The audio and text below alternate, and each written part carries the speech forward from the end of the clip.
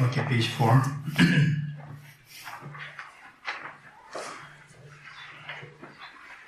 I go for refuge until my enlightened to the Buddha, the Dharma, the Sangha. On the accumulations of practice of giving and so forth, may I become a Buddha to benefit all sentient beings. I go for refuge until I'm enlightened to the Buddha, the Dharma, and the Sangha. On the accumulations of practice of giving and so forth, may I become a Buddha to benefit all sentient beings. I go for refuge until I'm enlightened to the Buddha, the Dharma, and the Sangha.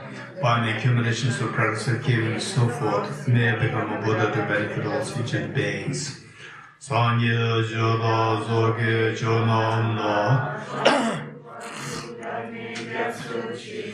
Page jinzo jebe sonamye dola venjire sangye dubare jo Sangye joda zoge jonamna Chanjo bardo dane yazu je Dage jinzo jebe sonamye dola venjire sangye dubare jo Sangye joda zoge jonamna Chanjo bardo dane yazu je Dage jinso gebe sonamye dola venjire sangye dubare jo.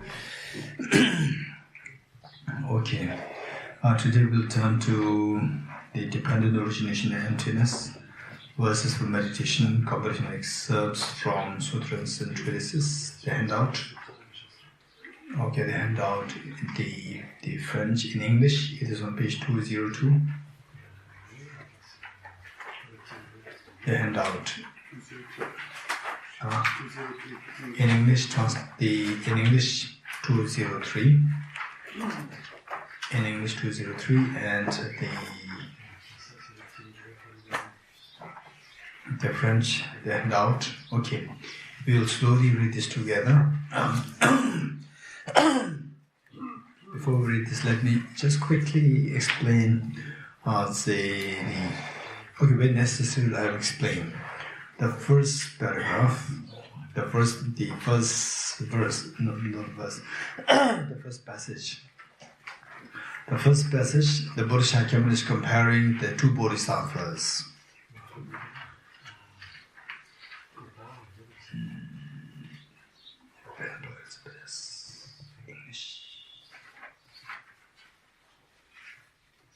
English. Okay, yeah, whichever. Yes, fine.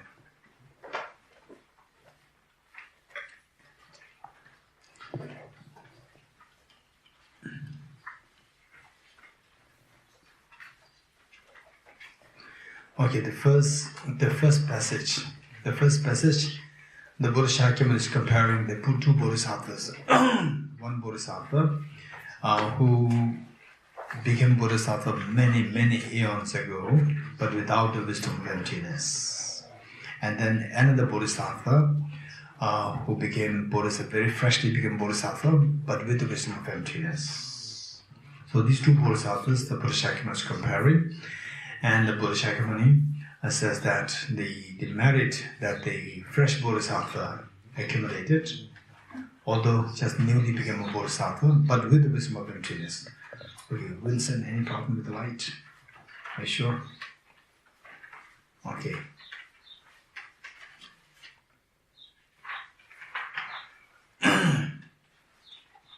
Okay.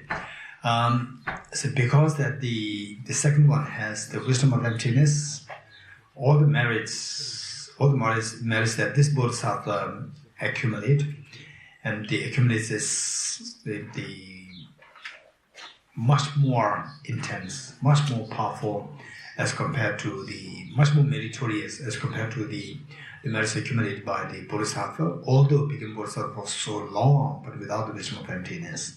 So this is where the wisdom of emptiness plays a very important role. That whatever you do, the virtue that you do become very powerful with the wisdom of emptiness. Without the wisdom of emptiness, it's the less powerful, it's weaker.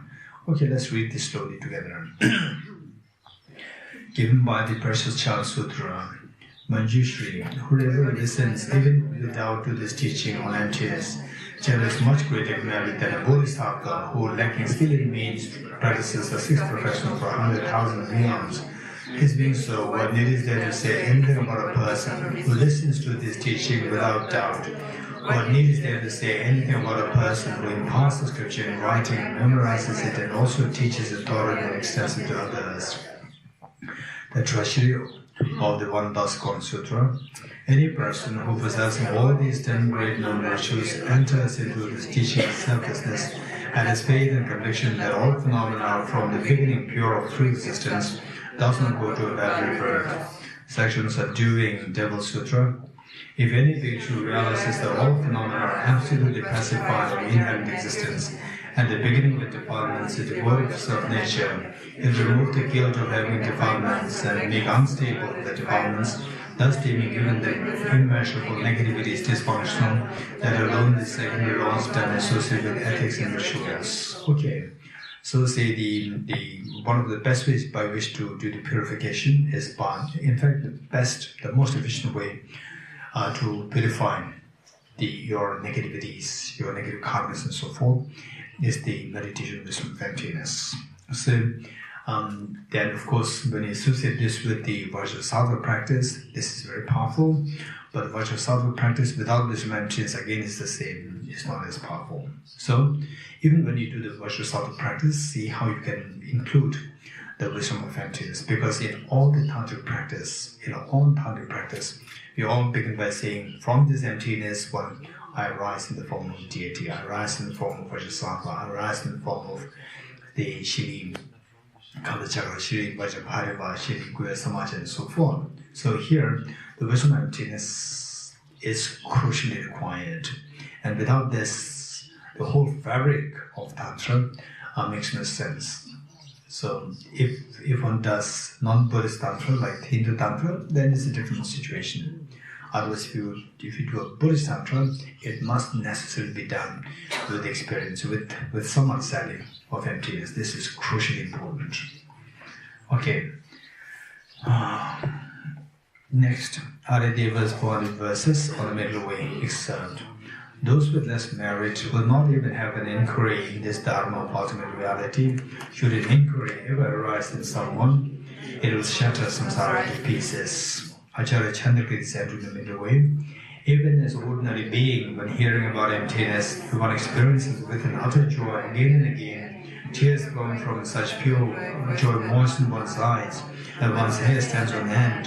One is received with the wisdom of full awakening. Okay, so this we see that the Acharya Chandrakirti, in fact, I would suggest that for us to really understand emptiness, I would very much say that, okay, so what we're doing here, the classes that we have, very intense, the course that we're doing, okay, it's fine, but eventually, once you get a little bit of understanding of this, it is extremely important to study Acharya Chandrakirti's text. The entry in the middle. This is so important, so important. Okay, so here it says that it says somebody hears about emptiness and then you feel such a joy there. It is so like homecoming, feeling of the homecoming. So joyful, you're just eager to know what it is like. So this is a clear indication that you are karmically connected. You are somehow connected with the teaching on the emptiness. Teaching emptiness from the past lives. One, even if it doesn't happen,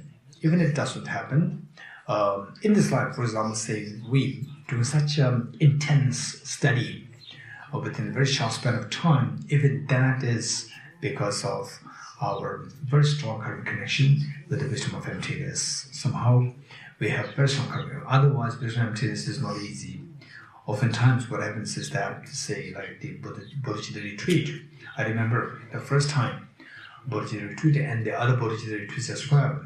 What happened was that some people, they were so keen to attend the Bodhicitta retreat. They made plans almost like a few months in advance. They already registered, they already booked their flight ticket, everything done. And then the next day, the person was to take a flight to the destination, the teaching retreat site, and then the the day before, had a tragedy about some problem with the mother, and he got stuck there, and he couldn't come. So these things happen. And sometimes people get severely sick, cannot continue the retreat.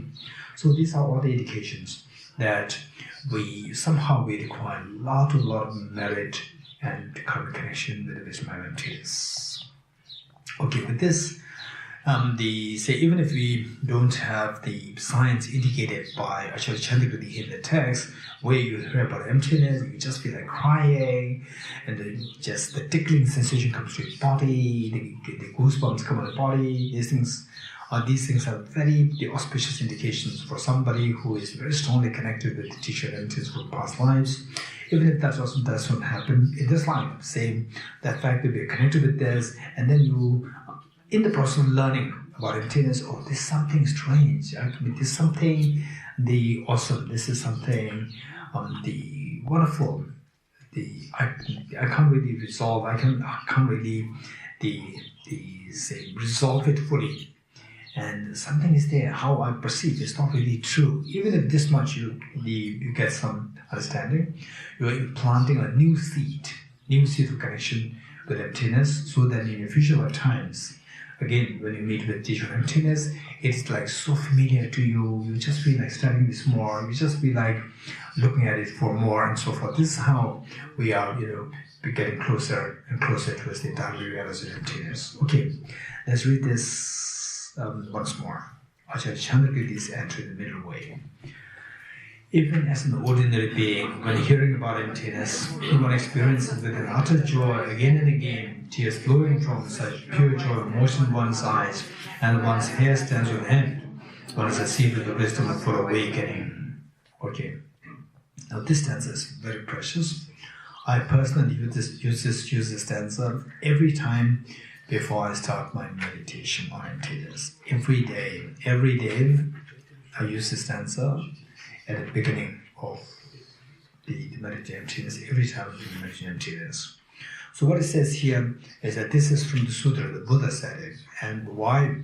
Because the Buddha said it, it is very blessed. And then number two, that how even the wordings are designed, how the wordings were set up there, and that is so precisely done and in the most efficient way by which to instill in the experience of emptiness in the beings like us who study, reflect, and meditate emptiness. So what the Buddha is saying here is teaching here is giving 2 points. One is the flower. How the flower, which is so alluring, which is so attractive, which gives such a feeling of peace, feeling of joy within you. And feeling of joy means what you learned earlier, that we see it as so objectively real, so real. Likewise, some of the houses, some of the mansions, some of the beautiful houses in the countryside, with the pond, small pond in front of it, and the beautiful landscape, and the house is so exotic, beautiful. So there we see them as, the more beautiful that is, the more we see that as objectively real. So there, the Buddha Shakyamuni so kindly advised us to be mindful. Take your time and look at these things, the beautiful flower, whatever is attractive, whatever is so captivating. Think of this and see how they are just coming from your mind like a dream. Nothing really exists there from the object. So this is what the Buddhas remind us. Okay, let's read this. The Upanishad Sutra, the various delightful flowers blossom, and the sparkling, supreme golden abodes stand so alluring. For none of these is their creator, they are possible by the power of thought. It is through the conceptualization that the world is imputed. Okay, Bhikkhuni Vachida's utterance is found in the Ego Sutra. The mind is demonic, which views the true self. You have a wrong view, and these concepts aggregates are empty. There is no being in them. Just as one designates a card in dependence upon a collection of parts, so there's that conversion syndrome being in dependence upon the aggregates. Okay, Venerable Shavara's writings. Searching for reality throughout space, one finds not the periphery nor the center. All perception ceases completely. Likewise, through the thorough search of mind and phenomena, one finds not even an atom of essence. Since the searching mind is not found, not seeing anything is seeing the reality. See in Sara's writings, by entering the emptiness by the word of compassion, one will not find the supreme power. By meditating upon compassion alone, one will not attain liberation, but remain in samsara. The one capable of grasping the unity of the two will not remain in samsara, nor arrive at personal nirvana. King of Concentration Sutra. Just as in the dream of a young girl, she met with a boy and saw his death. Joyous was she at the meeting, and in anguish at his death, we were all phenomena as thus. Okay, this stanza is very important here. This, in fact, depicts all our emotional states. Our emotional states, they are into two. One, extreme excitement, and the other, extreme low. These are the two extremes of the emotions that we go through. This is what our life is. Either very happy, or very low, going to depression, and excessive sadness, and then others in between the two. Okay, happiness, okay, suffering, sometimes neutral, boring. This is what a life is. So, for example, the Bodhicittas gave this example of, say, the extreme feelings, two extreme feelings. For example, very young girl, maybe like age 16, 17, 18, or a boy, say, age 16, 17, 18, say, just so excited about the opposite gender. And then in the dream, she meets with the opposite gender, and then sit together, and they see that there's something common there. You are interested in the other person interested in you. You're so happy. There's so much excitement there. And then you may go to a cafe to share a Coca-Cola together, right? And then you drink from the same cup, from the same bottle, right? So much excitement. This extreme height of the excitement. And then suddenly the boy, right, started to cough, like this, cough, and then he collapsed, right? And then he thought the whole world has shattered for the girl. Likewise, the girl collapsed. For the boy, the whole world is shattered. As well, the whole world is meaningless. This is how this is simply the depiction of our life. This is our life. So much of, say, in some cases, right, first meeting, then end up with a disaster. So much of fear, so much of pain, anguish. So this is what our life is. So acute pain. This is what life is. Right? So likewise, say you may get a new house, so much excitement, and the new house collapses, and so much accidents happen, so much pain. Again, the new car, excitement, and car accident, you are injured, so much pain. So all these things, this is what life is. All these things are like, what is, if you see these things in a real life, if you see things in the dream, what's the difference? No difference. In the dream also, you just see them as so real, and emotions are so strong, intense. Sadness, happiness, joys. Waking up, same, so intense happiness, joys, frustrations, the feeling of sadness, low. And there's no basis for us to say that, oh, this is so, because it's so real. No, in the dream also you feel that's so real. When you wake up, you discover that what was happening in the dream just what might come from mind. Say, the young girl or the young boy, right, meeting with the opposite gender, and then seeing the death of the opposite gender, meeting with so much of excitement, and so much of pain, wakes up, what's the feeling? What a relief, wow, what a relief. Meeting was dream, death was dream, what a relief. So, all these emotional upsurge of the emotions, excitement, pain, and so forth, if you wake up from the sleep of ignorance, you see the emptiness. Is exactly the same feeling that you get. That, wow, it's just my dream. It's just my mental creation. right? What a relief, immense relief comes to you, right? So it's for this reason that many of the great saints meaning saints who realize emptiness, not just saint because the person is in the cave for so long, right? Saint because of the reality of emptiness. So I said yesterday, that they express such a confidence. So some of them say that even if I have done all these negativities in the past, I have no regret now. I've seen reality. They're all dreams. You're getting it? If you don't see the reality, if you don't see the dream, if you don't wake up, what do you do in the dream affect you? The moment you wake up, what happened in the dream will not affect you. Right?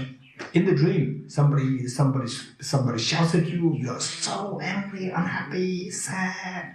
In the dream, you see the death of your mother, you just go into such a depression in the dream. In the dream, it affects you. You wake up, it will not affect you.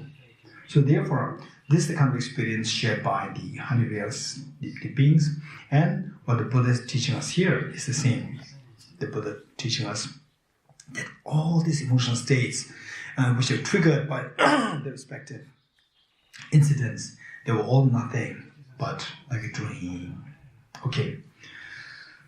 So, advising us to see everything like a dream. Okay, let's read this. Cave of Concentration Sutra. Just as in the dream of a young girl, she met with a boy and saw his death. Joyous was she at the meeting, and in anguish at his death.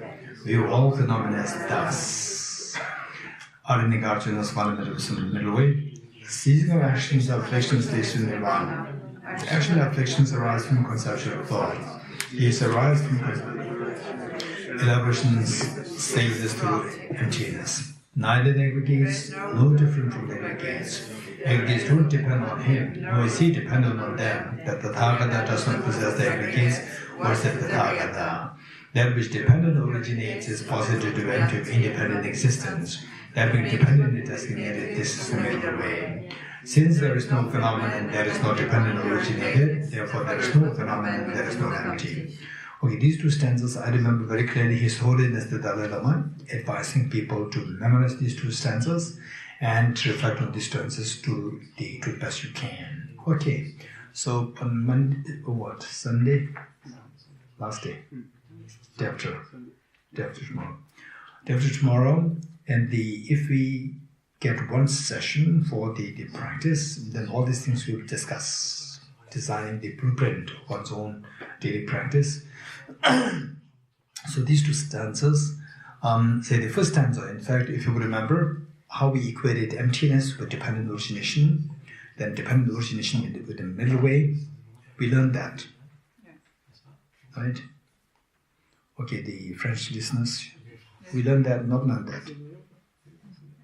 We do not learn it. Emptiness equated with dependent origination.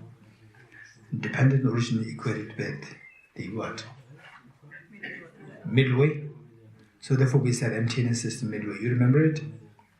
Huh? Good. Okay. So there, the stanza, that which dependent originates. This stanza is how we equate emptiness with dependent origination. We did that with 5 points. You remember it? Emptiness, 1. Emptiness. What is number 2? Huh? Point number 1 is emptiness. Point number 2 is? Emptiness of independent, Okay. Okay, you remember this? Yeah. Emptiness, with 5 points, we equate emptiness with the dependent origination.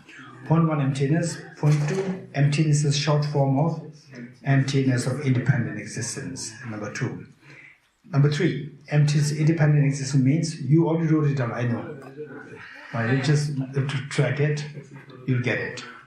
Okay, emptiness independent existence. Number 2, emptiness independent existence means, number 3, that nothing exists independently. Number 3, nothing exists independently means everything exists by dependence. Number 4, everything exists by dependence means everything is dependently originated. Okay, How many of you have written this? Okay, how many of you have not written this? How many of you have not written this? If you have not written this, you can write it now. This is very important, right? Number one is just point one. Well, first we say there's a same emptiness equals dependent origination. You write it and then point. Emptiness equals dependent origination through 5 points. Emptiness equals dependent origination through the following 5 points. And point one, then write down the point. Point one, emptiness. Point two, short form of emptiness of independent existence. Point two, short form of emptiness of independent existence. Point three, nothing exists independently. Nothing exists independently.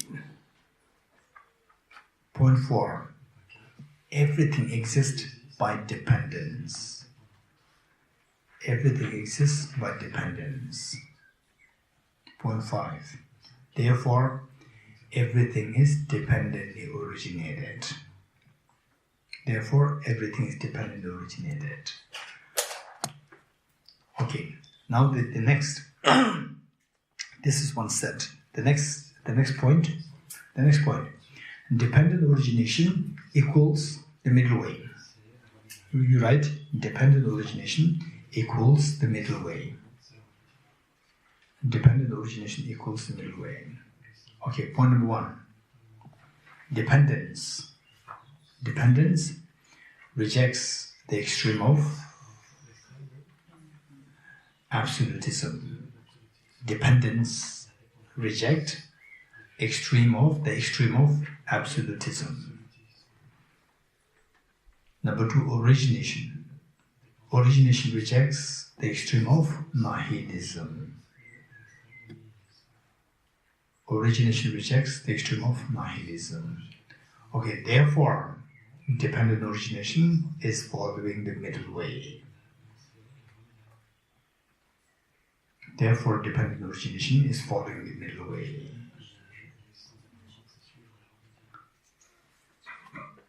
Okay, thus emptiness equals dependent origination, which equals the middle way.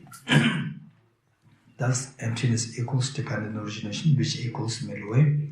Therefore, emptiness is the middle way. Thus, emptiness equals dependent origination, which equals the middle way. Therefore, emptiness equals the middle way.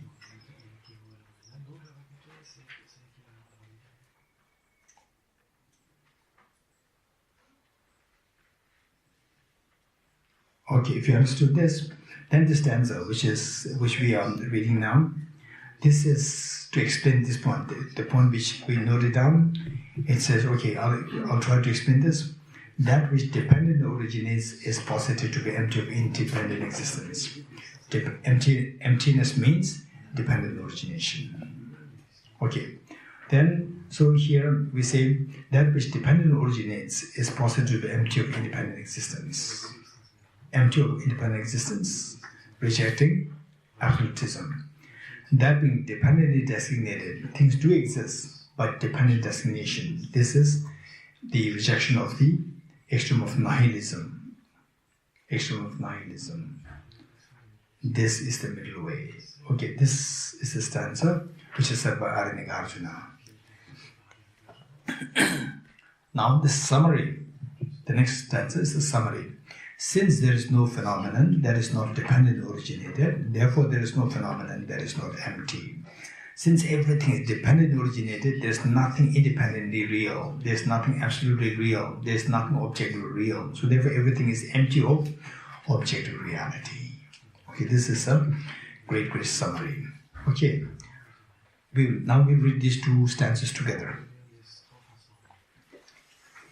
That which dependent originates is posited to be empty of independent existence. That which dependent designated, this is the middle way. Since there is no phenomenon that is not dependent or originated, therefore there is no phenomenon that is not empty. Okay, next, Aranigarjuna precious guidance. So this we have been doing in the mornings with meditation on the emptiness of the self. So the self, we can see the self in the form of the parts, 5 aggregates or the 6 elements. So this is with the 6 elements. So once you see the emptiness of the self, then you look at the emptiness of each of the elements. Each of the element, which is indicated in the second stanza. Okay, let's read this together, 2 stanzas. Aranigarjuna's precious garland. If the person is not earth, not water, not fire, not air, not space, not also consciousness, and not all of them, where is the person out of those? Just as the person is not truly existent because of being an aggregation of the 6 elements, each element also is not truly existent as the aggregations of their own constituents.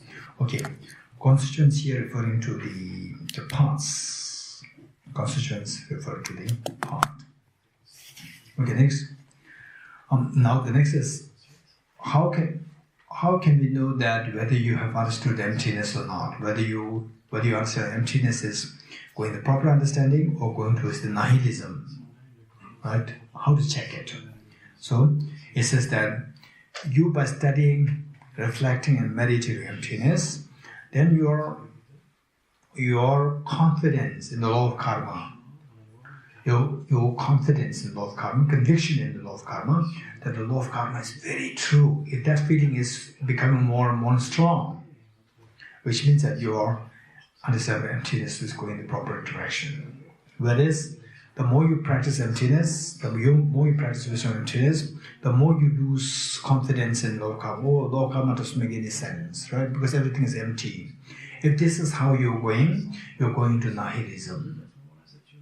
Okay, so this is what Aranigarjuna said. Let's read this. Aranigarjuna's commentary on Bodhicitta. Those who understand this emptiness of all phenomena, yet also conform to the law of karma's results. That is so amazing than amazing, that is more wondrous than wondrous. Okay, Arideva's founded verses on the middle way. When dependent arising is seen, ignorance does not occur. Thus, through all efforts, try to find this subject. Okay.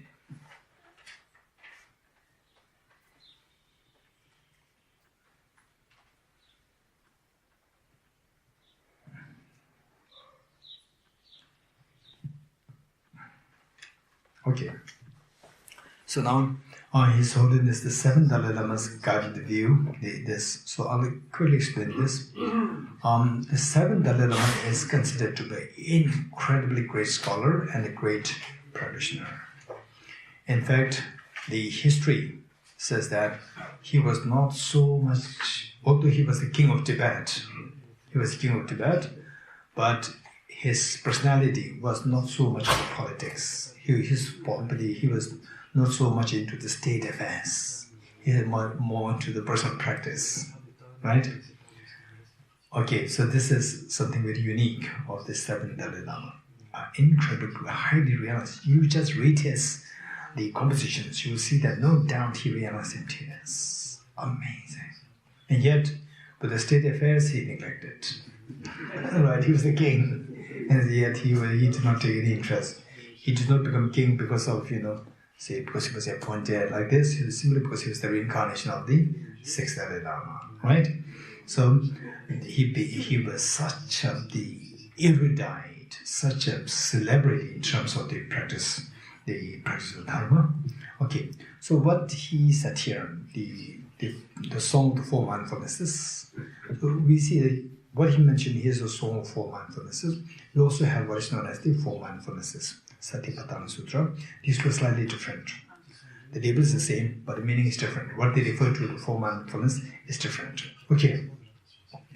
So this text, the complete text is in this. Complete text is here. In French, it's not translated.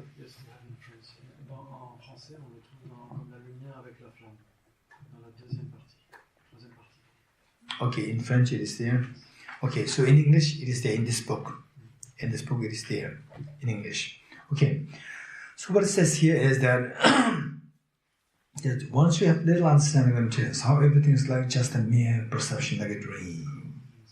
Once you get this understanding, that everything is like just like a perception, mere appearance, like a dream, right? Then with this, from the object side, empty.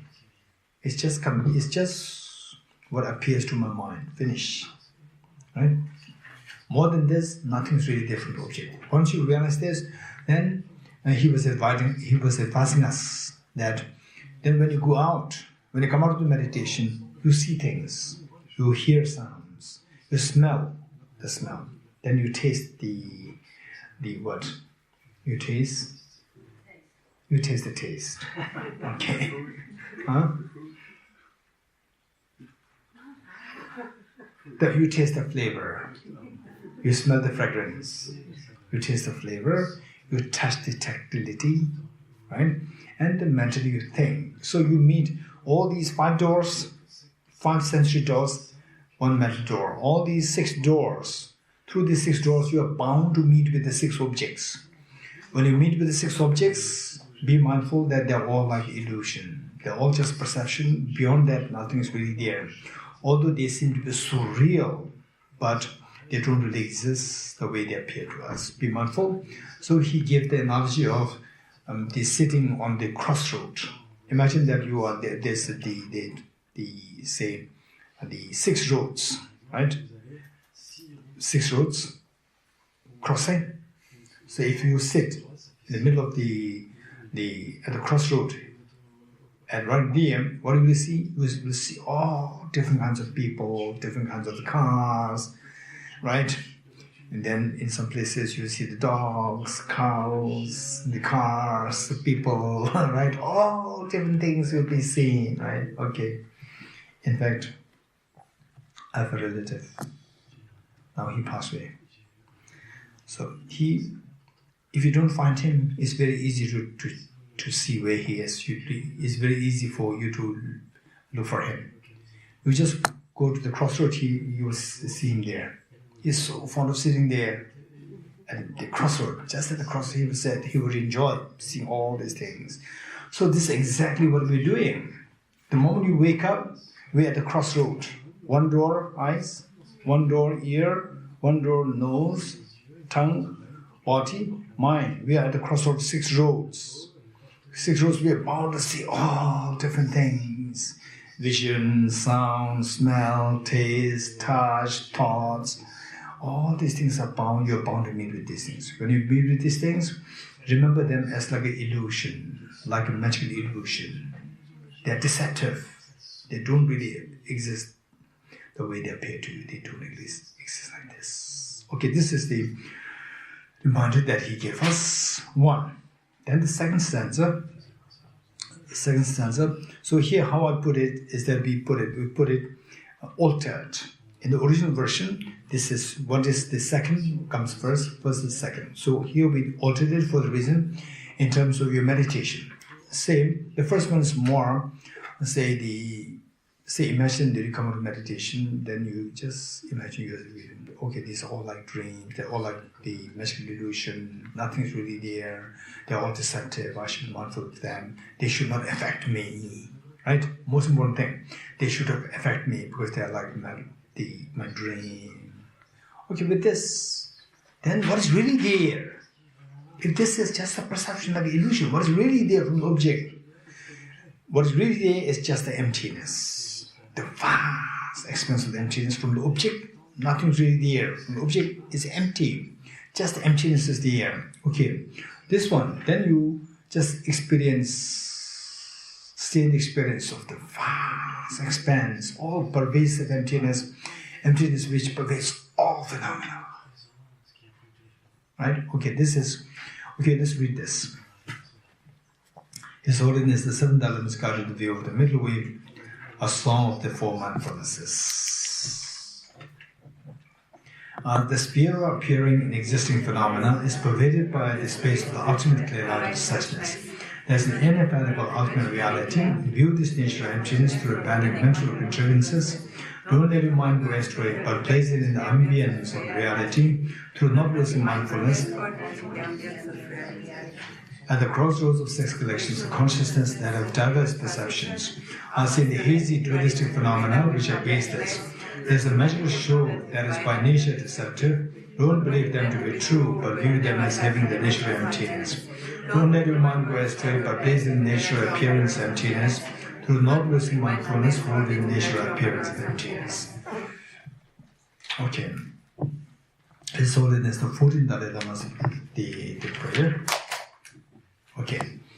I remember somebody asked me about if everything is empty, if the object everything is empty, what happens to the subject? Who asked this question?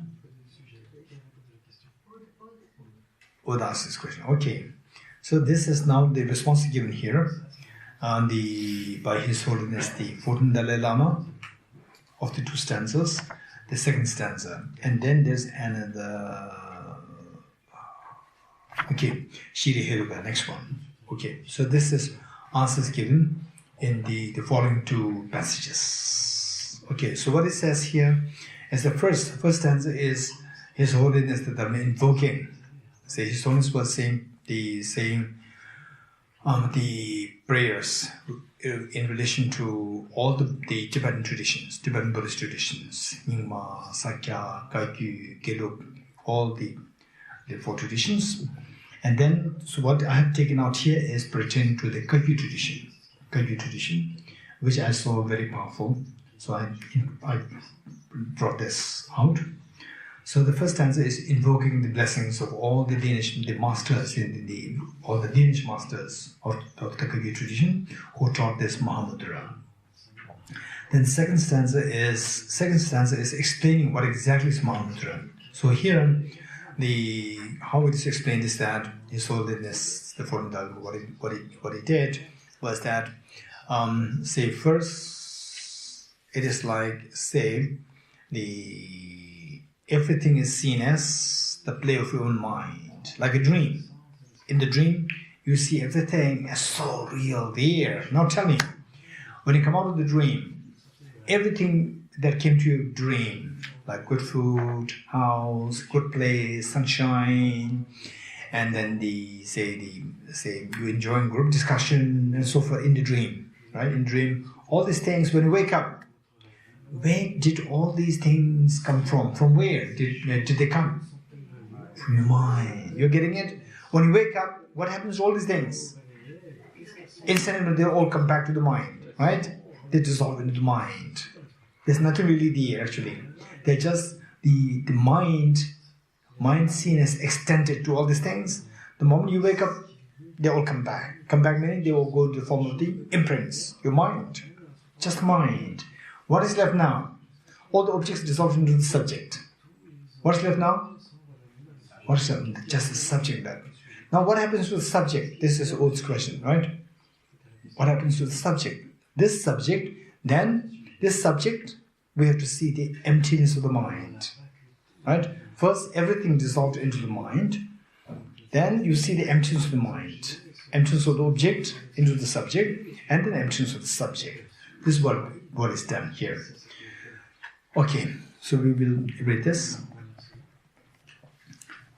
His Holiness said the 14th Dalai Lama's prayer for proliferating Dhamma land snows, Venerable Marbalo Zawa Sheve Dorji, and so on. The host of the precious Kaikyu, the source of blessings, the chain of the unexcelled masters of this outstanding tradition, to you all I pray. May the Buddha Dhamma of the land snows blaze forevermore.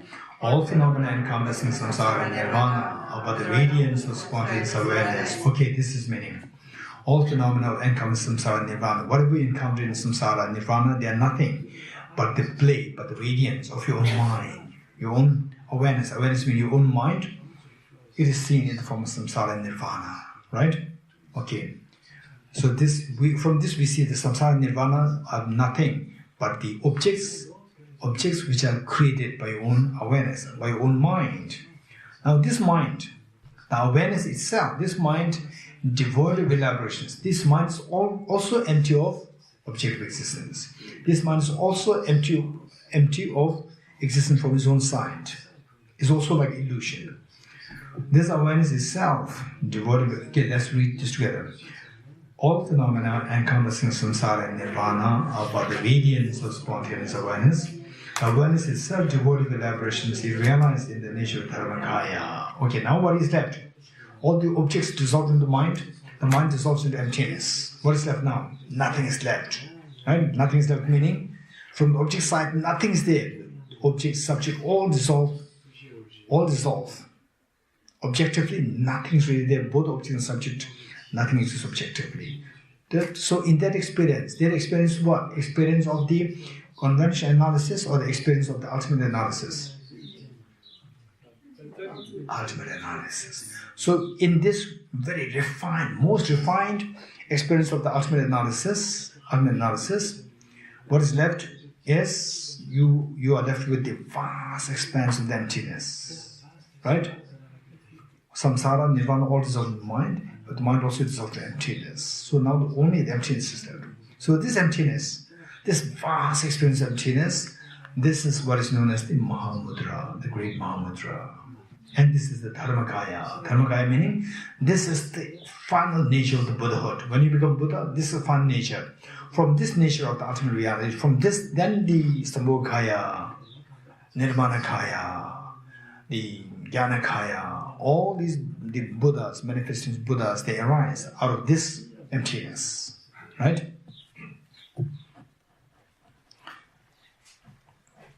Okay, we'll read this once more. All phenomena encompassing samsara and nirvana are but the radiance of spontaneous awareness. Awareness itself, devoid of elaborations, is realized in the nature of Dharmakaya.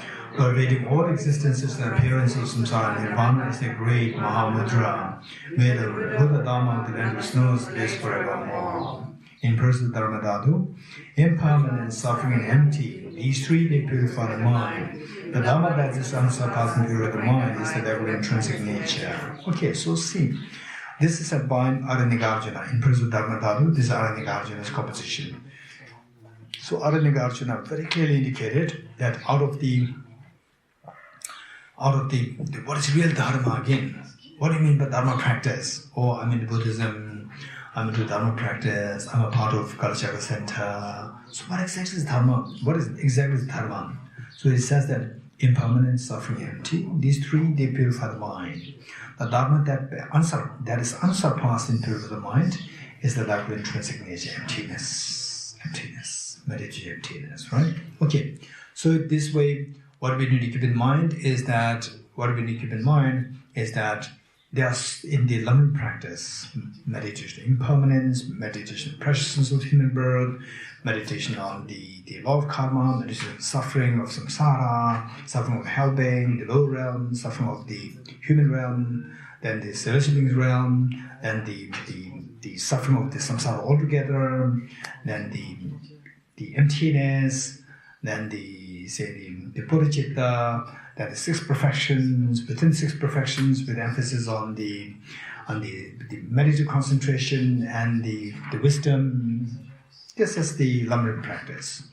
So from this, it is said that all these practices, we call them as paths. The paths, and these paths can be categorized into two: the ripening paths, PATHS, ripening paths, and the liberating paths. Ripening and the liberating. The wisdom of emptiness is the liberating path, and all others are ripening paths. Don't forget it. All others are very important, but they are not really the actual liberating path. What really liberates us is the wisdom of emptiness. Only wisdom of emptiness is the liberating path, and all others are ripening paths. Don't forget it. So Bodhicitta, which is so important. And for example, let's say, what do you mean by ripening paths? For example, say impermanence, meditation, the rarity of the human birth, rarity of impermanence of death, then the suffering nature of samsara, and so forth. So these practice together, in what way they don't liberate. They don't liberate. What they will do is they will help us to ripen. Ripen meaning they will give us a sense of urgency. They will give a sense of urgency. For example, say, okay, some of you might have heard about the very recently what's happening. The 12 children in Thai. 12 children and one coach. They were trapped in a cave where suddenly there was a flood.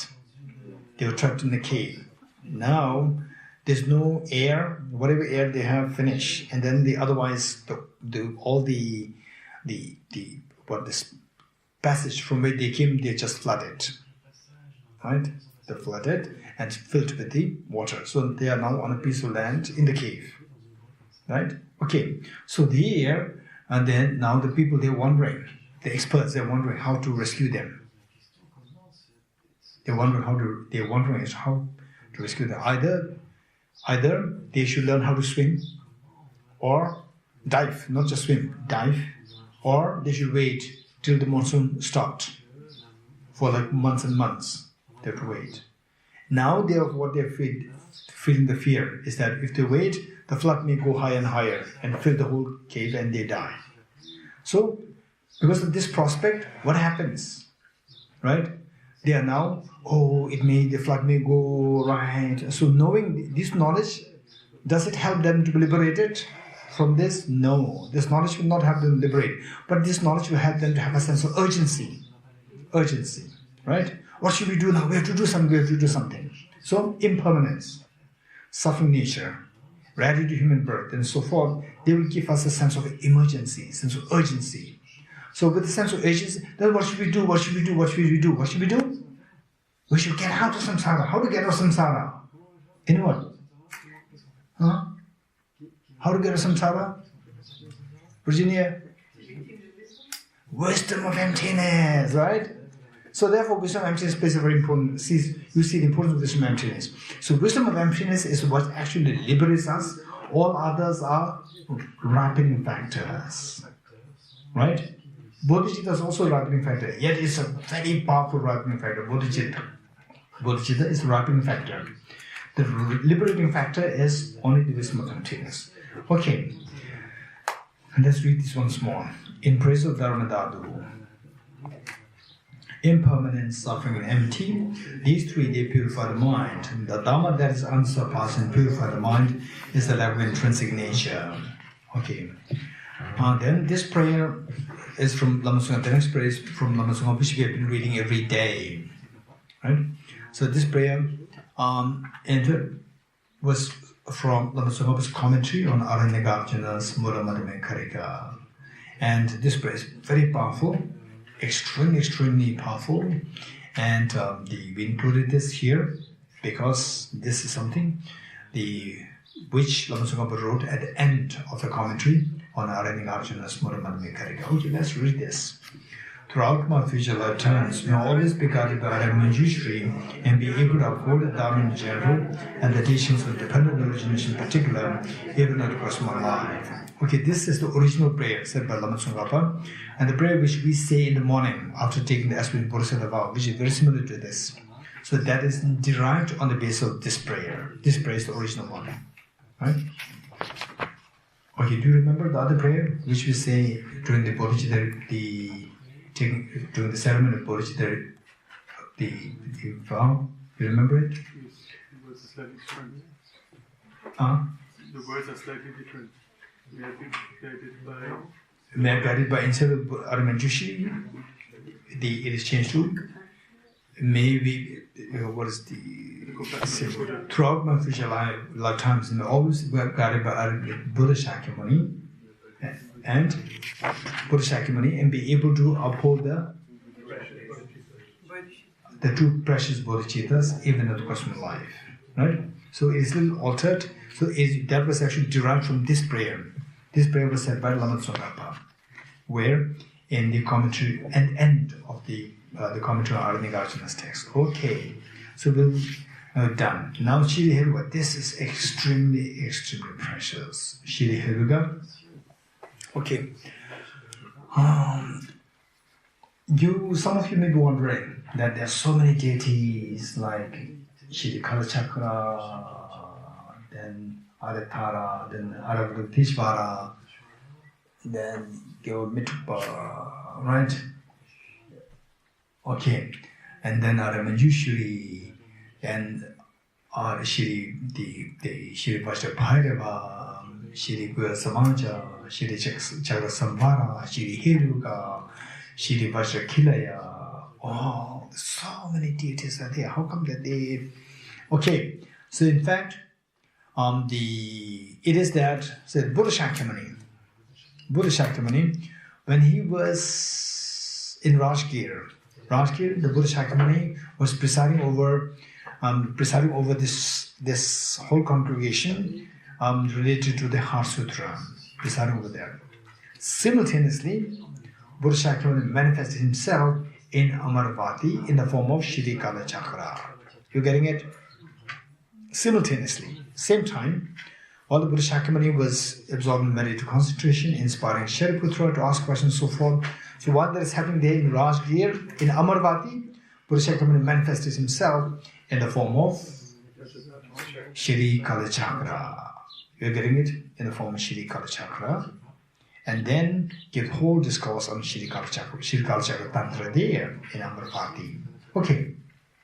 So likewise, all these deities, like what we are reading here, Shri Heruka, Shri Guya Samaja, Shri Vajra Bhairava, all these deities, they are actually the manifestation of the Buddha Shakyamuni himself. They are all manifestations of the Buddha Shakyamuni himself. It is not that they appeared at different times. No, it's the Buddha Shakyamuni himself who appeared in the form of the different deities, depending on the karmic propensities of the disciples. Okay, for your information, there was one king at the time of Buddha Shakyamuni, King Indrabodhi. And King Indrabodhi,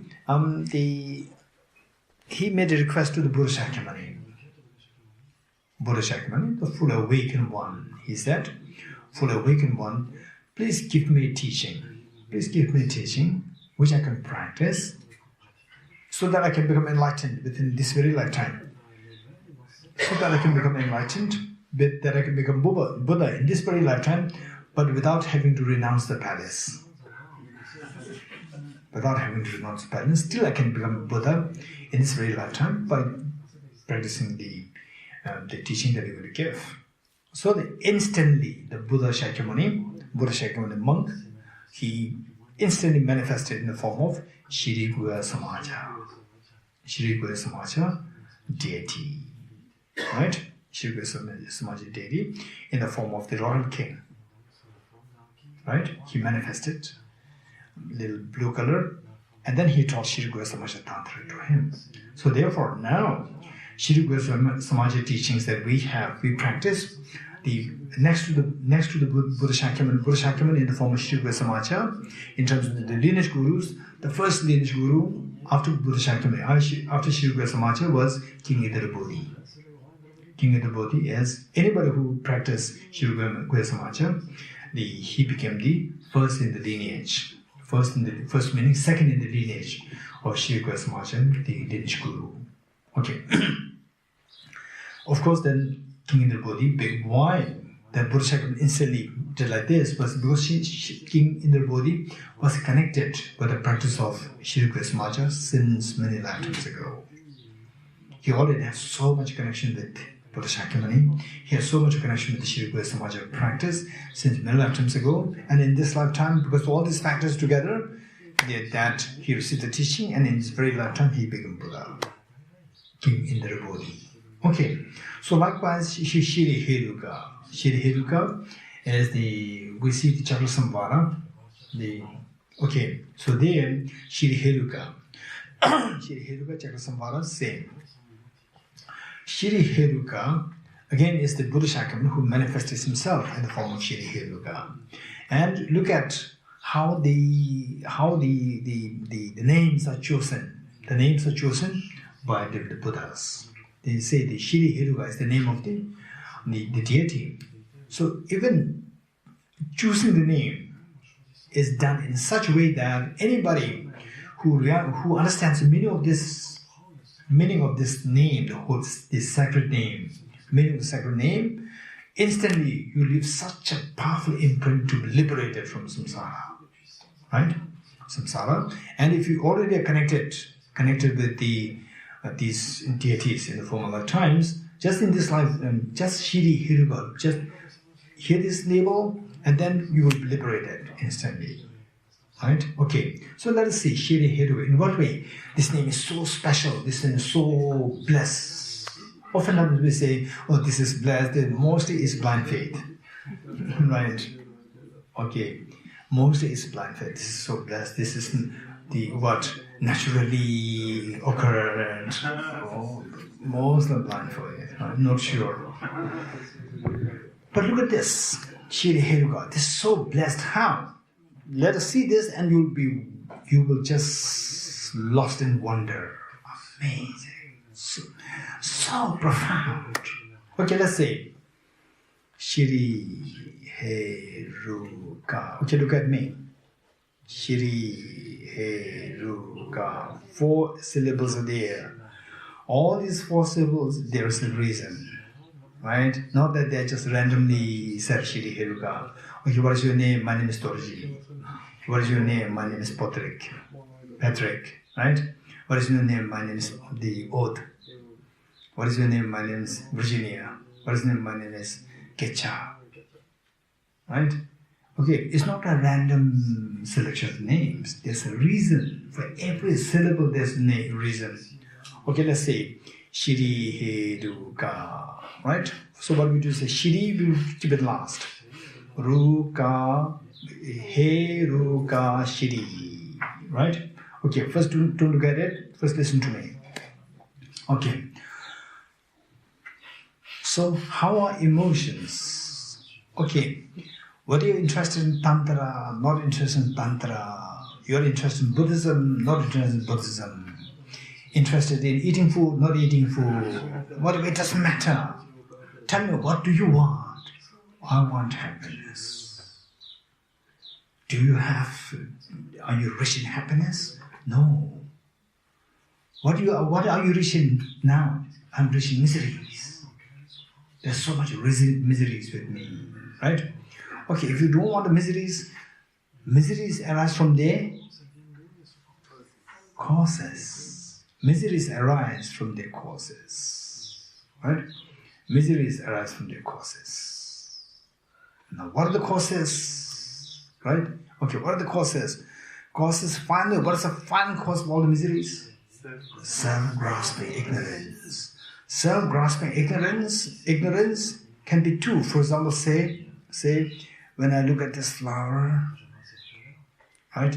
If I'm somebody who's crazy after flowers, I look at this flower, wow, right? If I'm somebody who's so angry towards the flower, I see the flower, what a thing here, right? Okay, so this is how our emotions arise. Emotions arise due to two things, object and the subject, right?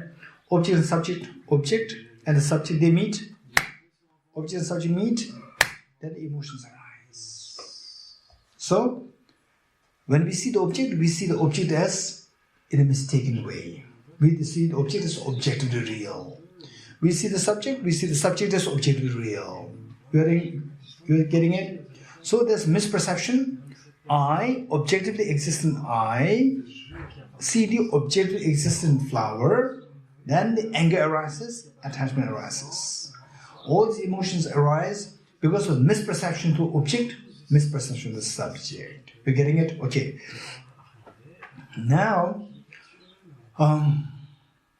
say the subject, there are three kinds. In the form of I meet with the object. In the form of my mind meets with the object. And then my sound, my voice, okay. Okay. Nico, I want some water. Right? Then he will bring some water. I said, I want some water. What did I use? I used word. Word? This word is not water. This word is not water. I said, I want some water. I just used this word. Word. And then he understood what to bring. So the water is the object and my word is the subject. Right? And what made this word to come out? Water, not cake. Right? Because my thought says, no, I want water, not cake. Right? So therefore this thought directed me. Whose thought? My thought. So we see that there are three things. Subject, there are three things. I, my mind, and my words. There are three subjects. And sometimes in some texts, the subject refers to the mind. Other texts, the subject refers to the person. So these are the two most common subjects being referred to. You're getting it? So here, Shiri Heruka here, the object refers to all the objects, the subject refers to the person. The person. Okay. Now, and also Acharya Chandrakriti, when he explained, okay, this is what we did yesterday. Acharya Chandrakriti, when we explained the emptiness and surfaceness. Prasangika, emptiness and surface in a loose sense, they mean the same. So surfaceness, there are two. Surfaceness of person and surfaceness of phenomena. Very good. Surface of person and surface of phenomena. Surface of person and surface of phenomena. So why? The person I interact with the phenomena other than I. You're getting it? Phenomena here refers to phenomena other than I. You're getting it? I interact with the phenomena other than I, then attachment, anger, jealousy, happiness, sadness, the stress, tension, all these things arise. You're getting it? So this is what the root cause. Root cause is the misperception of the self, misperception of the phenomena. So to get rid of the misperception of self, we have to understand the selflessness of person. To get rid of the misperception of the phenomena, you have to understand the selflessness of phenomena. Very good. Okay, if you know this, now another point that you know is that this phenomena, the phenomena that I'm seeing all around, right? It is like what I'm seeing the dream. And who created all this dream? Who created all this dream? What you dreamt, everything that you dreamt in the dream. You wouldn't believe in the dream. For example, you look at the outside. Outside you see the tree. With the tree you see millions of leaves there. Millions of leaves. In the dream you will see the same thing. You will see the same thing. All these details. When you wake up, what will you realize? All the details are made by your mind. So all what is in the dream, they are nothing but a manifestation of your own mind. Yes? No? Yes. Everything in the dream is nothing but a manifestation of your own mind. Likewise, what is the detail, everything that you see now is the manifestation of your own mind. You're getting it? Just as when you wake up, everything dissolves in your mind. Likewise, when you wake up, you see that everything simply just creation by your own mind. Okay, so all other phenomena, how many phenomena are there?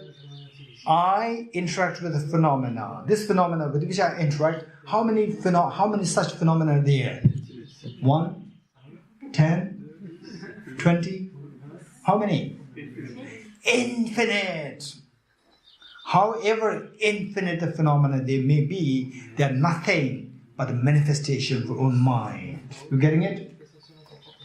However infinite the phenomena they might be in the dream, they are nothing but a manifestation by the creation of your mind. Yes, no? Likewise, however millions and trillions of infinite the phenomena they are in this universe that you encounter with, they are nothing but the play of your own mind. They all dissolve into your mind. What is left now? What is left now? You as a person and the mind is left. Mind is the phenomena. You getting it? All phenomena dissolve into the mind. Now mind is left as the object and you are left as the subject. You getting it? Okay, now what is due is that, okay, He, Ru, Ka, Shiri. You getting it? Okay, first He. He is the selflessness of phenomena. Emptiness of the phenomena. Emptiness of phenomena. So phenomena here referring to what? All phenomena dissolve into the mind, and mind is the representative of all the phenomena. You're getting it? So here He is the emptiness of the phenomena, particularly the emptiness of the mind. He. Then, okay, now look. The same person, I, interact with the world.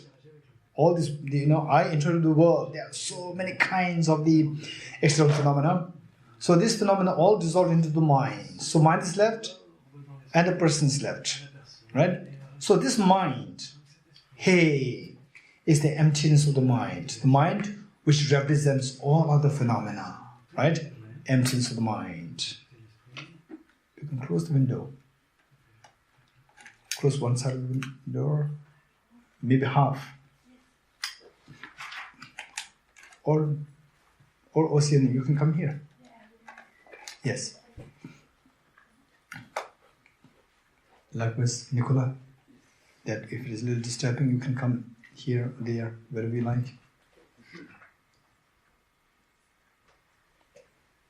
When Ocean, Nicola, come here.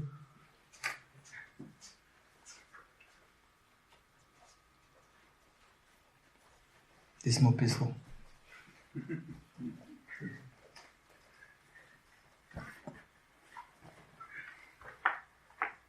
Okay. So now say what happened? The person and the phenomena. Phenomena, how many phenomena are there? Innumerable phenomena are there. All these innumerable phenomena, they are nothing but the display of the mind. So they all dissolve in the mind. Now what is left now? Mind is left as the object, the phenomena, and the self, I, is left as the person. The self is left as the person. You're getting it? Two things. Only two things are left now. All others already dissolved into the mind. Mind is like the representative of all the phenomena. Right? Okay, these two things are left. Object and subject. Object, the mind, and the subject, the person. Okay, now, He, Ru, Ka, Shiri. He, what happens is that even this mind as the object, this mind is also like a dream. This mind is also empty of objective existence. If you subject the mind to the ultimate analysis, if you subject the mind, if you put this mind to the ultimate analysis, even this mind will also disappear.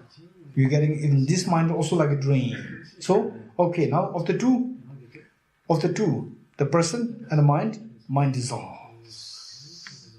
Hey.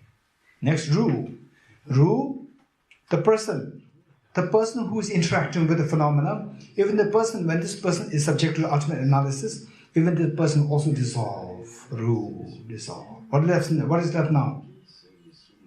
Hey, what is left? Huh? First there are two. The object, all objects represented by the mind, and the subject, the person. Object, hey. Object dissolves, mind dissolves in the emptiness. Selflessness of person, selflessness of phenomena. Then the Ru, person dissolves, selflessness of person. What is left now? Huh? Nothing is left there. Okay, first, how many things are there? Two. Two is known as duality, right? Now, say, the phenomena dissolves, selflessness of phenomena. Ru, the self dissolves, the selfless person. Now the duality, the two dissolves, non-duality. What is left now? Non-duality is left. What is left? Non-duality is left. You are getting it? Okay, non-duality. This is Ka. What is left is Ka. You are getting it? First, dissolving the phenomena, dissolving the mind is the He. Dissolving the person is the selfless person, Ru. What is left now? What is left now? Non-duality. Non-duality is the Ka. You're getting it? Ka. Okay. Who is seeing this non-duality? Who is seeing this non-duality? Your wisdom of emptiness seeing this. You're getting it? The wisdom of emptiness seeing this. This wisdom of emptiness is not different from the car. This wisdom of emptiness is non-dual with the non-duality. Non-duality is object. Your mind is the wisdom of emptiness is subject. These two are non-dual. This wisdom, which sees the non-duality, is non-duality with the non-duality. That wisdom is the Shri. You're getting it? Now what you see is that you see that your wisdom of emptiness, non-dual with a vast expanse of emptiness, this is the Shri. You're getting it? So this is the meaning of Shri Heduka, the Buddha Shri Heduka. You're getting it? Okay, this is so precious. So, if you can recite this on a daily basis, with the reflection and emptiness of the phenomena, emptiness of the person, then the non-duality of the person, the subject object, then the wisdom of the non-duality, being non-dual with the non-duality, is the Shri, right? This is the meaning of Shri Heduka, right? Okay, so with this, we will, the first, with folded hands, we will say the sacred name of the Buddha Shri Heduka 3 times. Shri Heduka, Shri Heduka, Shri Heduka. He is the surface of phenomena, the emptiness of the mind, which is the source of everything, as it is imputed to be the cause of nature. Ru is the surface of the person, the emptiness of the self, that is fabricated by the web of conceptual thought that grasps by the self of person. Ka is the ultimate reality, the absence of the dissonant duality of subject and object. Shri is the non-dual exalted wisdom that abides in congruence with the emptiness of the object. This is the meaning of Evam.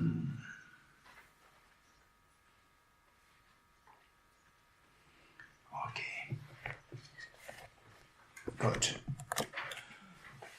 Okay, now yesterday we were doing the rejection of the 7 modes. So of the 7 modes, how many finished? How many finished? Huh? No idea.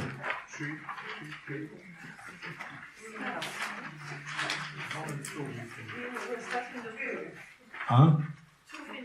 2 finished. 2 is what? Rejecting the oneness and rejecting the differentness, finished.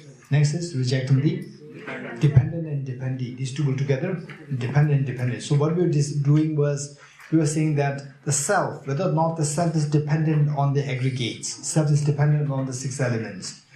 Is the self dependent on the 6 elements? Yes, no. Hey, are you dependent on the 6 elements? Yes. Then how can you reject the dependence?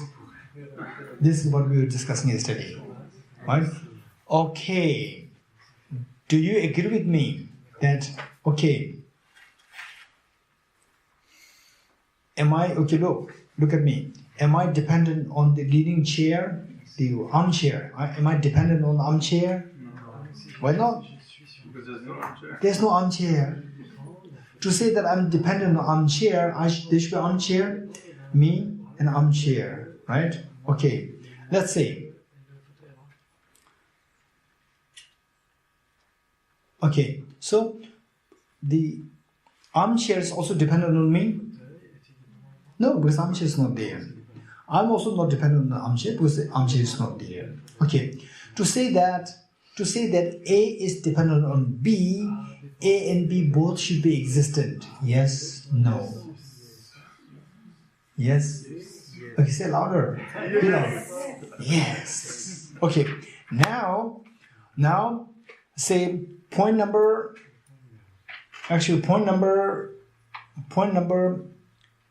rejection number 2, 3, 4, 5. And rejection number, let's say rejection number 2, 3, 4, 5. Okay, 2, 3, 4, 5. So these rejection, and also we can also say 6 and 7. These rejections to be done with respect to the ultimate analysis. Don't forget it. rejection number 2, 3, 4, 5, 6, 7 are to be done with respect to the ultimate analysis. Okay, now let's say the flower, this flower, okay, this is sunflower. Is it sunflower? Yes. Yes. Okay, let's say this sunflower. This sunflower has many parts, right? This sunflower, if you subject this to ultimate analysis, what will you see? You see millions of atoms and you see the emptiness of the flower. You agree with me?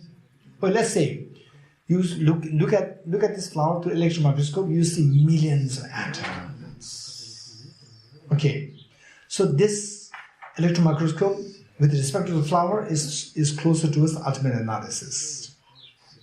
Okay, with this electron microscope, what do you see?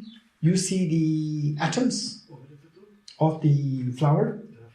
You see the flower?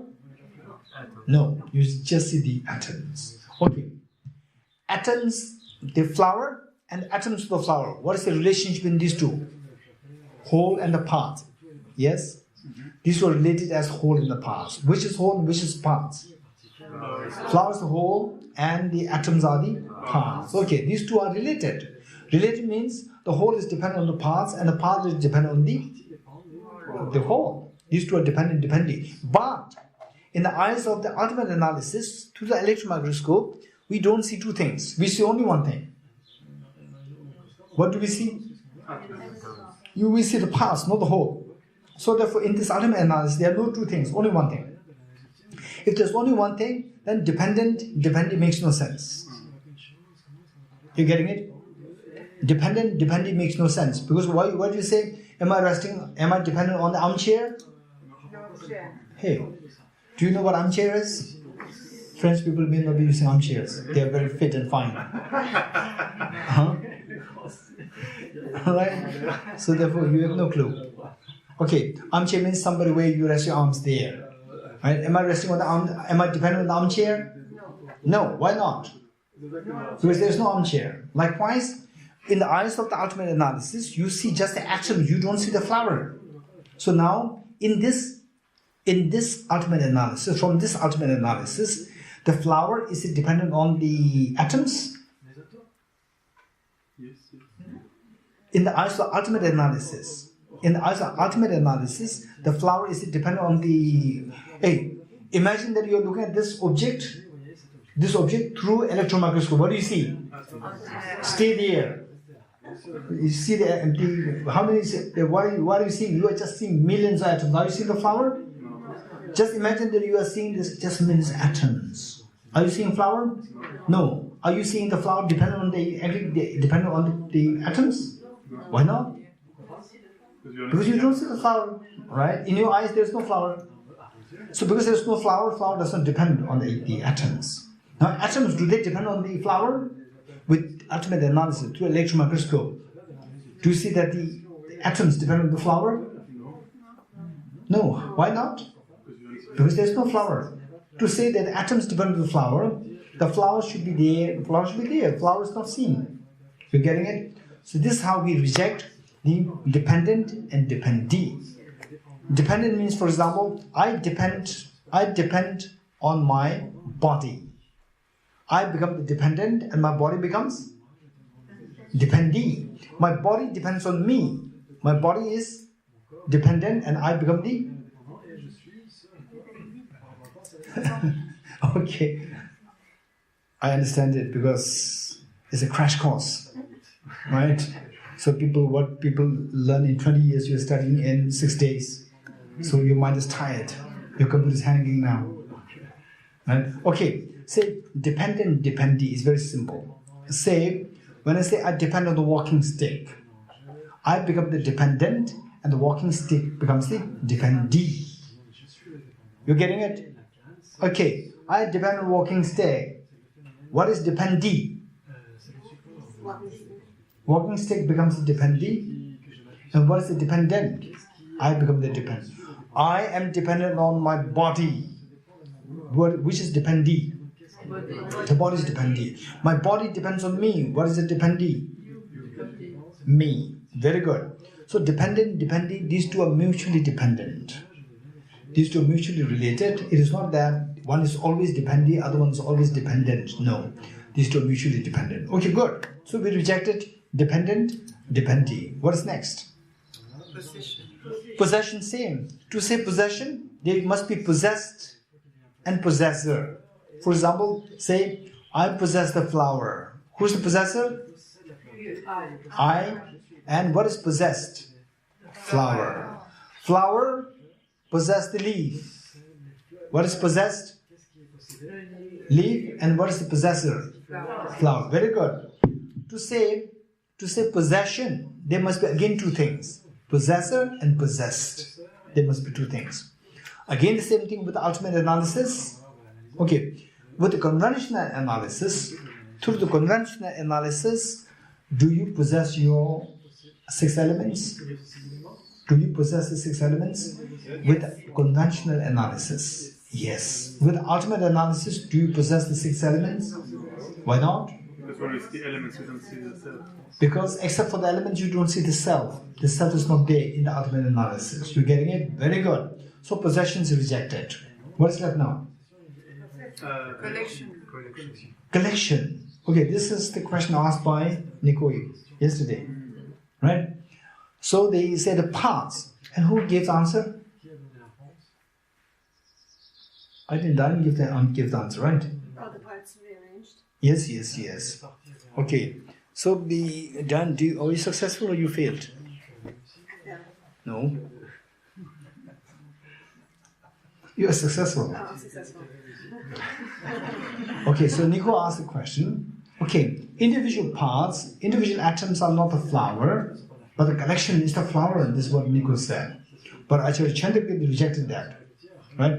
Even the collection is also not the flower. Collection of the aggregates is also not the person. Collection of the atoms is also not the flower. And related to this, Ode asked a very strange question, right? Ode asked this very complicated question, right? So from a collection of atoms, then suddenly the Nico comes, right? Collection of the atoms, collection of the 6 aggregates, then the Nico arises, right? Okay, atoms, there's no difference, right? Say, tell me, what's the difference between the atoms which constitute the flower and atoms which constitute this sunflower and the atoms which constitute the marigold flower or the orchid flower? Atoms are same. Electrons are same. Protons are same. No difference. Bunch of electrons, protons. One arises as a sunflower, other arises as the orchid. Strange, right? When you go there, it's just the same. Electrons, protons. There's no difference, right? There's no difference in electrons, protons, neutrons. Same. Electrons, protons which made the orchid flower, and electrons, protons which made the sunflower. There's no difference at all. Yet, one bunch of electrons, protons come from an orchid. Other bunch of electrons come in the form of sunflower. Right? One bunch of electrons come in the form of Nico. Right? One bunch of electrons come in the form of Messi. Right? Disqualified already. Huh? Messi is already disqualified. Okay. One electron comes from the Trump. Strange. This is Oates' question. Right? Very interesting question. Okay. This is what we need to think of. Okay. By the way, first let's finish with this one. The collection. Now the collection. How the collection is not how the collection is not the whole.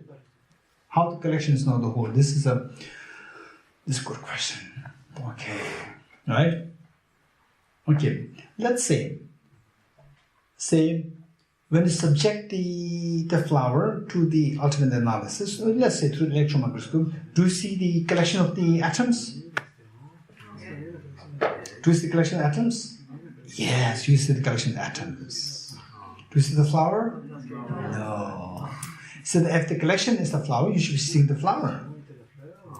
Right? So you are not seeing the flower, you are just seeing the collection of the atoms. But you say you don't see all the atoms. Huh? You see part of the atoms. You don't see the whole collection. In fact, let's say that we can see the whole collection.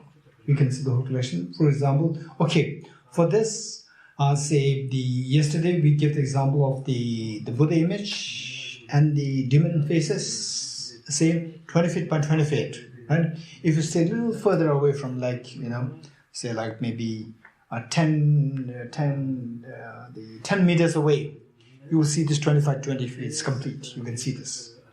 And you can see the dots. You will not see the Buddha image. Buddha image you will see only about a half a kilometer away. From there you will see the Buddha image. From like 10 feet away, you will see the whole collection of the dots. You will see the whole dot. If you go too close, you may see one or two dots. But from like 10 meters away, you will see the whole collection. But you don't see the Buddha image. Okay, so the collection is not the whole. What is next? What is the rejection left now? Configuration. Special shape. Special shape of the special configuration. Special shape. So some say that the collection is not on the basis of the collection, then it requires a special shape. Special shape comes on the basis of this special, the all parts put together, and then there's a special shape, not just the wheel and everything broken out, assembled, put them together, not like this. Put them in a particular way, and then there's a special shape coming. That's something difficult. That's the person, that's the flower. How can you reject it? Anyone. A special shape meaning that the parts are put in a particular order, proper order, and then because the parts are put in proper order, it assumes a special shape. So that special shape is the object, the flower, the person, whatever. So how do you reject? Acharya Chandra rejected that, right? But if somebody says that the special shape is the one, which is the person or which is the flower, how can you reject it? Anyone? There was the one who asked this question, right? Anyone else? Anyone? Virginia? The special shape is made of parts, and each part is not the special shape. So if you add non-special shape with a non-special shape, you don't have a special shape. Something like that. Even if you put it in the right order. But the fact is that what is this shape? Square, right? And this is made of atoms. Atoms are not square, right? What is non-square put together can become square. This is a fact, right? Because we decide. Huh? Because we decide this will be a sign. Okay, so the question is, this special shape, how is it not the flower? Special shape of the collection of the atoms, how is that not the flower? This question. Anyone? Anyone? Yes, Christoph. Because we can sometimes use some object with another function, like for example a spoon, and we put it on a furniture and it becomes a handle for furniture, so it's not a spoon anymore. It's not a handle. The shape. It's a handle replacement. It's a handle replacement, right? So the person acting director is not the director. Direct, acting, direct, they're different, right? Okay, maybe for 2 days, the Venerable Elizabeth may ask me, please be the director. I'll be acting director, not the director. Director is still Venerable Christopher, right? So it's acting handle. It's not a handle. It's still a spoon. Okay. Yes. An example of the same kind, for example, these special configurations for us, eventually it's a pen, but if a dog comes, you will see maybe a chew stick or something. No, for us it's a pen, right? For us it's a pen. For the dog, whatever is doing, who cares? Who cares? This is dog's business. This is not a business. For us it's a pen. Okay. Anyone? Okay, day one, you are running so fast. You're running so fast. I thought that we were going to complete the whole text in 2 days. The Bodhicittas in 2 days. Now the 6 days you are tired. Oh, what is the story? Of the Lhasa, going to Lhasa. You're going so fast. Right? If you go fast at this pace, you will not reach Lhasa. Oh, luckily you are reaching Lhasa. Don't worry. Okay. Here, Nicola. Maybe if I remove one part of the pen, there is no special shape anymore, but this is still the pen. Okay, this is another interesting though. Okay, say this pen. Okay.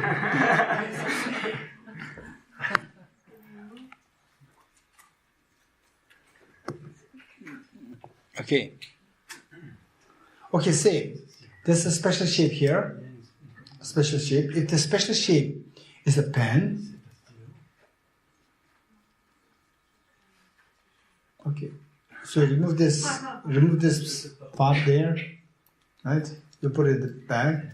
What happens to special shape? Special shape, the original special shape disappears, but it's still the pen, right? If the special shape is the pen, then removing the original shape, then the pen should disappear, but the pen still remains. So here the answer is that it is no more the original pen. Original pen disappears. Now you have another special shape come. Another special shape. There is another pen. This is another answer. It is very complicated. Okay. So anyone? Yes, Ola. It's like in order to be able to see the special shape, we need to change our way of analysis. We need to do the conventional analysis. Okay, to see the special shape. Because like when we are close, we can see the particles and Yes. the special part of the particles, but we still not be able to see the phenomenon. Okay, let's say the Buddha image. When you go into very close, you don't see the Buddha image. Then? But if you go a little bit farther, Yeah. you can already start to see like these particles, and that there is a shape. Yes. But you still don't see the image. You need to Is that the special shape? Yeah. Is that the special shape? I think but So people say that the special shape you see only when you are at a distance.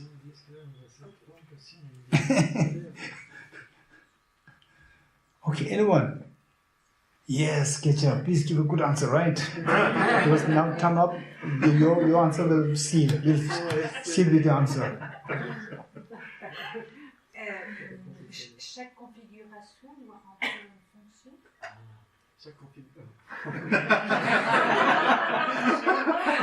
Every special shape has to accomplish a specific function. Special shape has to accomplish special function. Yes? Si on enlève une seule partie qui n'empêche pas la fonction, ça reste le stylo. Si on lui enlève son bouchon, ça reste un stylo. Si on lui enlève la mine, c'est plus un stylo. C'est plus la même chose. This object, if we, for example, this pen, if we put out this, it's still a pen. If we put out this, then it's not a pen anymore. So it depends what we discard of this special shape. So the thing is, the moment the special shape disappears, original object disappears. So therefore the argument is that special shape is the object. Okay, yes, Mary. Je pense qu'au moment qu'on a enlevé la première configuration, la première partie, donc il y a cette dégradation du changement, ce qui fait que quand on remet, même si on remet cette partie-là, le stylo n'est plus le même qu'avant, mais ça reste toujours un stylo, puisque c'est une autre instance. Cette partie-là? Non, cette partie-là. Ouais. So, if we discard this part of the pen, so c'est toujours un stylo? Ce sont comment on les enlève, il y a changement, il y a a impermanence. impermanence. Et puis après, quand on les remet, ce n'est plus le même stylo qu'avant. Mais c'est toujours un stylo parce que c'est une autre instance de stylo. So it's not the same pen as before, but it's still one instance of pen. Of a pen. That's true. So,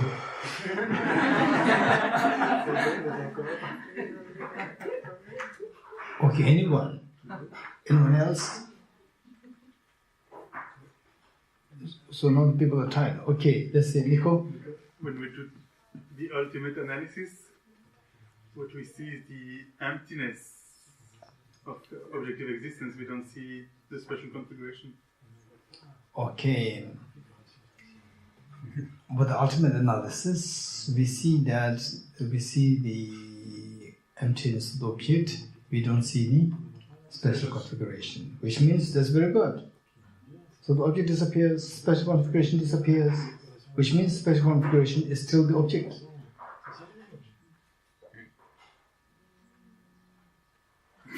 Okay, Martin? Because we have to know a something, which is what is the object paid for. If I see a pen, I know it's a pen. But if the dog sees a pen, he doesn't know it's a pen. Okay, for us it's a pen, right? Yeah. For the dog it's not a pen. Yeah. That's good, yeah. We decide it's a pen because we know what it's made for. Okay. So we know what it is made for, so therefore we know there is a pen. Yeah, we have to know that to know it's a Okay. pen. So it's a dog. Does the dog know that he's a dog? No. No. Insects? For example, butterfly, does he know that he or she is a butterfly? No, they don't So is know. she a butterfly or not? No. Oh, butterfly is not a butterfly. Wow. Yeah, no, that's not. Butterfly is a butterfly, right? Butterfly? Butterfly. No, It's not a butterfly. I don't think so. Wow. So the butterfly, there's no self. Yes, they are insects. No, they are not, they are animals, but They're animals, right? Do they know that they're animals? If you don't know, how can you say it is animal? I don't know. Okay. Okay, this has a relevance to one part of the labeling, which is very important. But still, the configuration, special configuration, is not resolved. Anyone? Okay, maybe 2, 3 answers here. Okay, 1. Small question. Question? I don't see the difference between special shape and wall parts. Because if we apply reasoning, then if we see the parts, we don't see the wall anymore in the ultimate analysis. What is not the same for the shape? Because the shape is the wall. Shape is the whole? No. Okay. Okay, this is another complication. Now we need another day.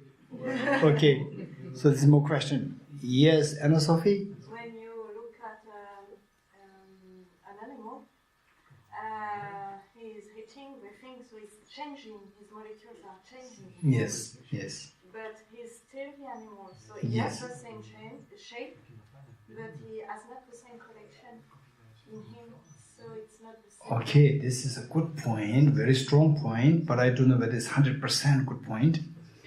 It's a very strong point. Say, we see, let's say the cat, right? Cat A. Cat A was with us for the last 4 years. He was cat A 1 year ago, 2 years ago, 3 years ago. Today also he's a cat. But his body molecules, they're always changing. Configuration is changing.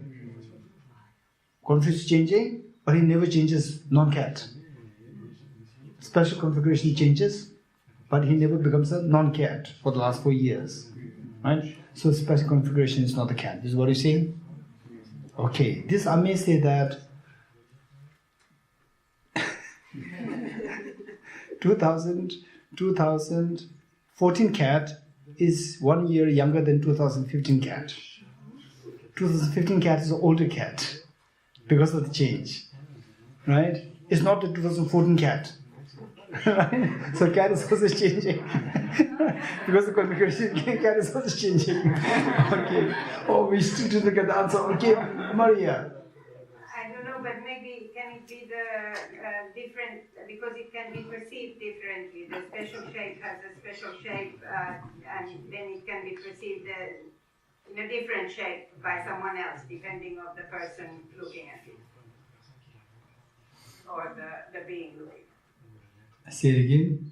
So if the special shape has a special shape when I look at it, but then when someone else looks at it, the shape is different, slightly at least, or maybe dramatically different. So the special shape exists only in dependence to my perception. Not only special shape, even the person also, right? Yes. Say the flower and special shape. Just a special shape may differ slightly from people to person. Even the flower also differs from person to person. So therefore the special shape is the flower. No, Nicola. Somebody who can give me a strong answer. So far failed. Annie Sophie was about to succeed, but she was so... Annie Sophie was about to succeed. Again, okay. Nicola, you have answer? Yes. Yes. If we give the same shape as something else, it should be the same thing. But if I made a human with sand, with sand, it should be a human, but it's not possible. Okay. So the special shape, say effigy. Effigy, made like a human being, human person. Effigy, right? Yes, yes. Right? So effigy, they have the shape of the human being. They have the special shape of the human being, but they are not human beings. If the special shape is human being, then that person, that effigy should be the human being, right? Okay, this is also good. But this special shape does not have the mind. Yes. So special shape means special shape with the mind. That is human being. Special shape without the mind, this is effigy. This is how it makes it. Okay, Nicola, yes. Gisela, for example, the door of Jean-Louis was the door, the special configuration of that door was really a door and had doorness in it. He could not have used it as a table for his pens. There is not a table. It is the table substitute. Right? Handle substitute. Yeah. Okay, so we don't get the answer. Okay. Eric, you must have interesting answers. No? Okay. Diane, Julia, Oud, some interesting answers are there. Chen must have very interesting answers. Hey, no? No, Chen? Huh? No? She reserves it to attack. Okay.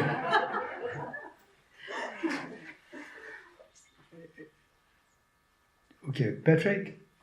I've not really understood the question. Okay, the question is special configuration of the meaning you say the flower. Yeah. You see through electron microscope, you see the millions of atoms. Atoms put in a special form, and then on that basis you get a special shape. That is the flower. This is rejected by Acharya Chandrakirti. So how can you reject it? Clear? No?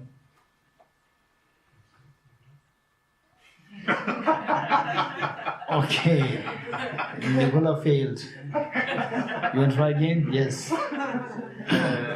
Like the Buddha image. Yes. When we are close from the Buddha image, we see all the special shape. Yes. But we don't see the Buddha. Oh, but Gisela, if we include the distance in the special configuration. Okay, so say. Okay, let's say that this is the Buddha image, the big one. Imagine this big one, right? Big one. So say Nicola is very far away, and then the Capucine is nearby. And she's seeing the dots, and Nicola is seeing the Buddha, right? Okay. What Capucine is saying, what Nicola is saying, is it the same object or a different object? Same object. So what Nicola is saying is the special shape of the Buddha, right? Okay. This special shape that he's seeing, is it on the image?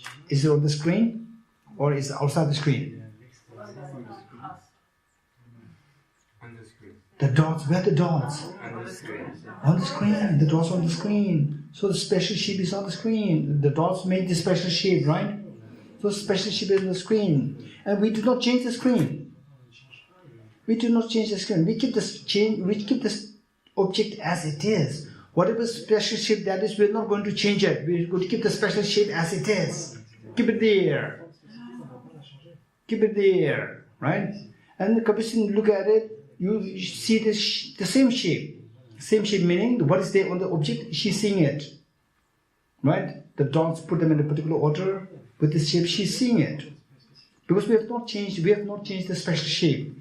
Special shape, whatever is there on the screen, we kept it as it is. So Kabir is seeing the special shape is seeing, but she's not seeing the Buddha. So if the special shape is the Buddha, then what is she seeing should be the Buddha, but she's not seeing the Buddha.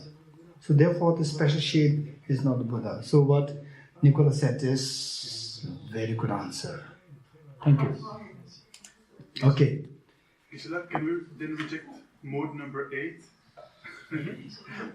So we have the special collection plus the distance. How the Buddha image is not the collection at the special configuration at 200 meters, for example. So if you say this, then it becomes very easy. It is not 100% object. It is not 100% object. Then the distance and other things are included. The moment distance and other things are included, then the perception plays a role. Perception purely subjective. Right? So this is where, okay, good. Did you get a point? Special shape. Special shape, for example, say, this is the Buddha image that you are seeing from 1 kilometer away. Right? We are not going to change the object. Object, whatever the shape there is, we will keep as it is. Let us not alter the object. Whatever shape, special shape it has, we will keep it as it is. Whether you're far away, whether near. The shape is the same. Right? From far away, you are seeing what is there. From nearby, you are seeing what is there. What is there is what? It's the special shape. Special shape, I'm not going to alter it. I'm going to keep it as it is. So that special shape, which I'm not going to alter, right? Whether you're far away, nearby, the special shape remains the same. From the object, it's the same. So what you see is the special shape, but you're not nearby, you're not seeing the Buddha. If the special shape is Buddha, you should be seeing, whenever you see the special shape, you'll be seeing the Buddha, but you're not seeing it. Right? Okay. This is the answer.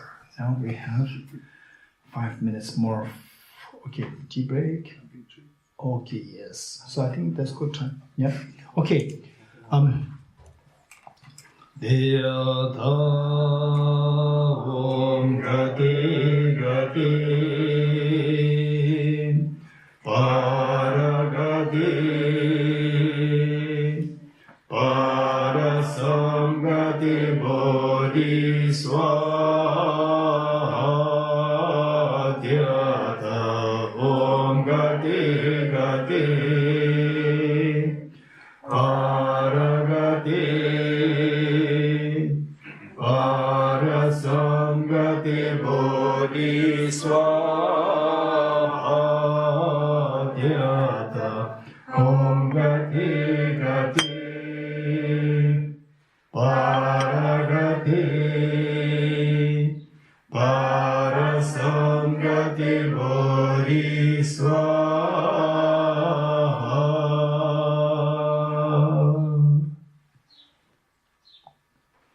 Okay, 3 persuasions.